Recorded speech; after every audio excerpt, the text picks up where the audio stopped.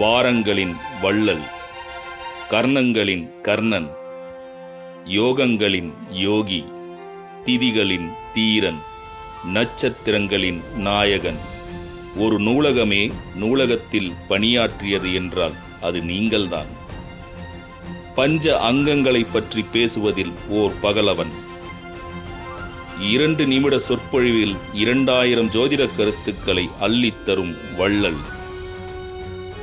ஜோதிட காதலன் உயர்திரு பவளக்கண்ணன் ஐயா அவர்களை கௌரவிப்பதில் பெருமை கொள்கின்றது தர்மசாஸ்தா ஜோதிட வித்யாலயா.